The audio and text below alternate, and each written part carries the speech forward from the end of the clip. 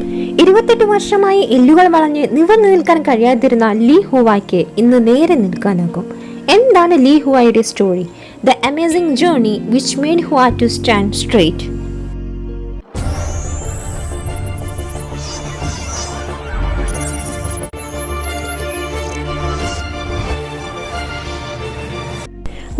വയസ്സായ ലീ ഹുവായ്ക്ക് 1991 ankylosis spondylitis എന്ന അസുഖമാണെന്ന് തിരിച്ചറിഞ്ഞത്. വളരെ വേദനയോടൊപ്പം അദ്ദേഹത്തിന്റെ പേശികൾക്കും സ്പൈനൽ കോഡിനും മാറ്റങ്ങൾ വന്നു തുടങ്ങി. ഓരോ ദിവസം കഴിയുന്തോറും അദ്ദേഹത്തിന് ഒന്നിരിക്കാനോ എന്തിനു വേറെ ഒന്ന് നേരെ കിടക്കാനോ സാധിക്കാതായി. അതുകൊണ്ട് തന്നെ ലീയുടെ സർജറി പ്ലാൻ തയ്യാറാക്കിയത്. സ്വന്തം കാലിൽ നിൽക്കാൻ ലീയുടെ എല്ലുകൾ മുറിച്ച് റീകൺസ്ട്രക്ട് ചെയ്യാൻ ഡോക്ടർ ടാവോ തീരുമാനിച്ചു. ആങ്കൈലോസിസ് സ്പോണ്ടൈലൈറ്റിസ് പേഷ്യൻസുകളിൽ നിന്ന് ലീയുടെ കേസ് വളരെ സിവിയർ ആണ്. അതുകൊണ്ട് തന്നെ കോംപ്ലിക്കേഷനും കൂടുതലാണ്.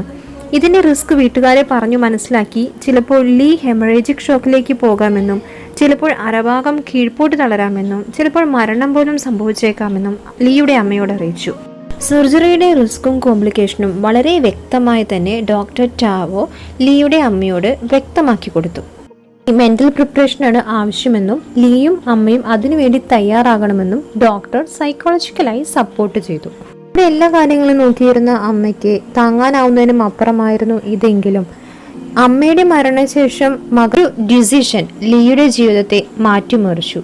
4 ഫേസസ് ആയി ചെയ്ത സർജറിയുടെ തുടക്കം തന്നെ വളരെ കോംപ്ലിക്കേറ്റഡ് ആയിരുന്നു. സർജറി തുടങ്ങുന്നതിന് മുമ്പ് തന്നെ അനസ്തേഷ്യ കൊടുക്കുക, അതായത് മയക്കം കൊടുക്കുക എന്നൊരു പ്രോസസ്സ് ഉണ്ട്. പക്ഷെ അത് ചെയ്യാൻ ലീയുടെ വായിലൂടെ ട്യൂബ് ഇറക്കണം. ആ സ്റ്റെപ്പ് തന്നെ ജയിച്ചു കഴിഞ്ഞാൽ സർജറിയുടെ ഒരു ഘട്ടം എന്ന് പറയാം. ഡോക്ടർ ടാവോയുടെ ഏറ്റവും വലിയൊരു വെല്ലുവിളിയായിരുന്നു ഈ ട്യൂബ് ലീയുടെ വായിലൂടെ ഇറക്കുക എന്നുള്ളത്. പ്രൈമറി പ്രോസസ് പോലും സക്സസ് ആയില്ലെങ്കിൽ ബാക്കി എല്ലാ സർജറി പ്ലാനും നിർത്തേണ്ടി വരുമായിരുന്നു. ഭാഗ്യമെന്ന് പറയട്ടെ, ലീയുടെ സഹകരണത്തോടെ തന്നെ അനസ്തേഷ്യയ്ക്ക് വേണ്ടിയുള്ള ട്യൂബ് ഇറക്കാനും കഴിഞ്ഞു. ആ സർജറി സക്സസ് ആവുകയും ചെയ്തു. ഈ സർജറിക്ക് ശേഷം ലീക്ക് സ്വന്തമായി തലയുയർത്തി നിൽക്കാനും TV കാണാനും ബുക്ക് വായിക്കാനും എല്ലാം സാധിച്ചു. 4 ഫേസസ് ആയി നടന്ന ലീയുടെ സർജറി അവസാനം സക്സസിലേക്ക് തന്നെയാണ് എത്തിയത്. അദ്ദേഹത്തിന് ഇപ്പോൾ വാക്കറിന്റെ സഹായത്തോടെ നേരെ നിൽക്കാനും കിടക്കാനും കഴിയും. ഇതാദ്യമായാണ് ഇത്രയും സിവിയർ ആയ സ്പൈനൽ ഡിഫോർമിറ്റി ചൈനയിൽ കറക്റ്റ് ചെയ്തിരിക്കുന്നത്.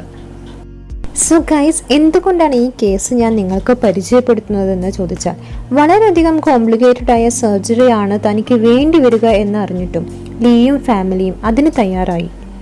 ലീയെ സഹായിക്കാനായി ഒരു ഡോക്ടർ മുന്നോട്ട് വരികയും ചെയ്തു. ഇതിൽ ഈ 3 കൂട്ടരുടെയും വിൽ പവർ വളരെ വ്യക്തമായി അറിയാൻ സാധിക്കും. അതോടൊപ്പം തന്നെ ദൈവത്തിന്റെ അനുഗ്രഹവും മറക്കാനാവില്ല. ഇപ്പോൾ ഇതൊരു മെഡിക്കേസ് യുവർ ഡ്രീംസ്.